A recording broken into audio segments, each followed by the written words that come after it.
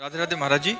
महाराज जी, हम दोनों पति पत्नी आपस में झगड़ लेते हैं और फिर एक दूसरे से द्वेष करते हैं। ऐसे में हमारा व्यवहारिक जीवन प्रभावित हो रहा है। हम अलग भी होना नहीं चाहते महाराज जी, पर ये रोज लड़ाई भी हो जाती है महाराज जी ऐसे में।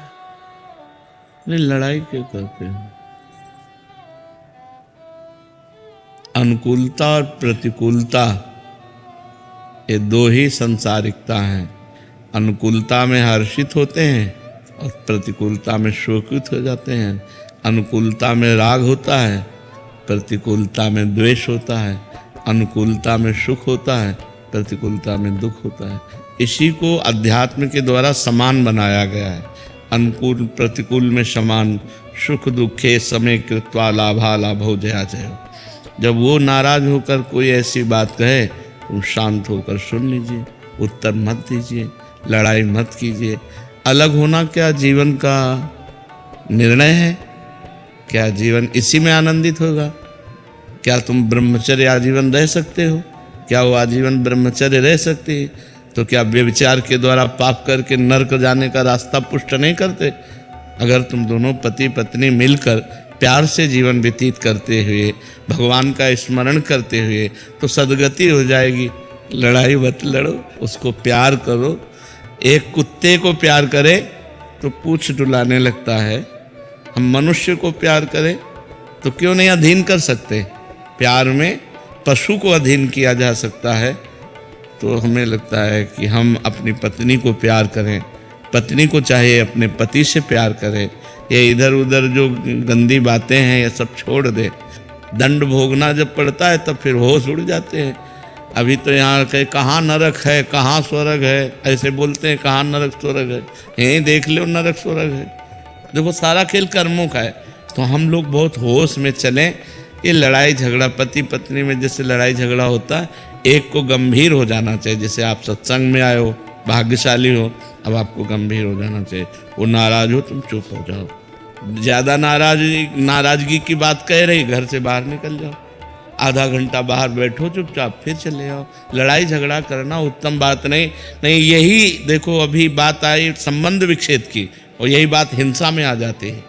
जब ज़्यादा उतर जाती है तो फिर हिंसा में आ जाती है। तो थोड़ा खाओ पियो, दंड बैठक मारो, थोड़ा नियम से है। कभी कभी अपने ढांचे की तरफ देख लिया करो तो गुस्सा कम हो जाएगी।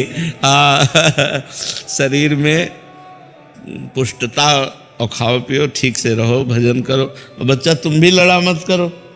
क्या अपने पति को भगवान मानकर आराधना नहीं कर सकती? तो अब रोज पति से लड़ोगे तो ये कोई आराधना रही क्या?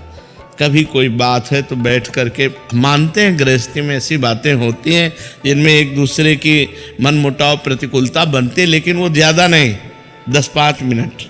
इसके बाद तुरंत उसको, बुद्धिमान आदमी वही जो अपने समस्या का समाधान कर पावे।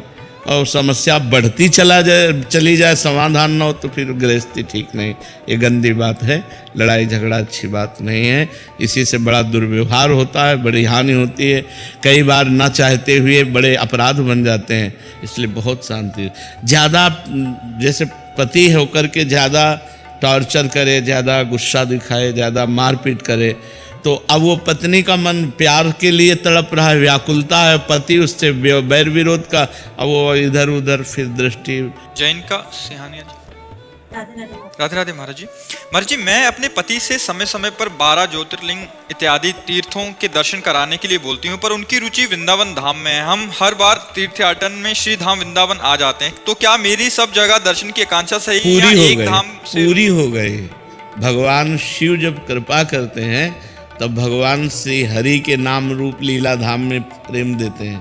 तो धन्यवाद है आपके पति को, जो जहाँ की चरण रज शिव भी चाहते हैं। किशोरी तेरे चरणन की रज पाऊं, जो रज शिव सनकादिक याचत, सो रज शीस चढ़ाऊं। तो तुम जिस रज में आई हो, ये ब्रह्मेश्वरादि सुदरूह पदार विंद श्रीमत पराग परमाद्भुत वैभवाया।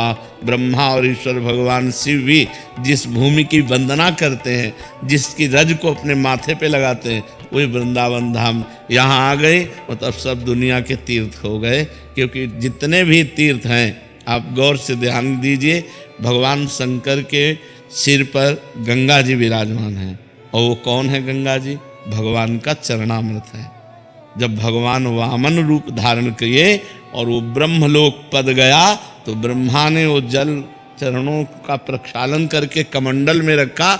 वही ब्रह्म कमंडल से भगीरथ ने तपस्या के द्वारा जब लाए तो वही भगवान शंकर के सिर पर विराजमान हुए। गांगम वारी मनोहारी मुरारी चरणच्युतम त्रिपुरार शिरचारी। जिन चरणों का धोवन गंगा जी भगवान शंकर के माथे पे विराजमान है, उन्हीं चरणों से यहाँ गाय चराया, उन्हीं चरणों से यहाँ खेले, घुटनों के बल यहाँ खेले, भगवान रास किए, भगवान नित्य विहार किए। तो ये भूमि की समानता त्रिभुवन में नहीं हो सकती। जो ब्रज 84 कोष भूमि, उसमें मुकुटमणि वृंदावन। अगर आप वृंदावन आ गए तो सब तीर्थ हो गए, सब पुरियाँ हो गई, सब भगवान के विग्रहों के दर्शन हो गए। ऐसी भावना करो। ये परम धाम वृंदा विपिन है। जैसे हम पीपल के मूल जल में जड़ चढ़ा दें तो डाल पत्ते सब जगह पहुंच गया, ऐसे हम वृंदावन धाम का सेवन कर लिए तो सब तीर्थों का सेवन कर लिए।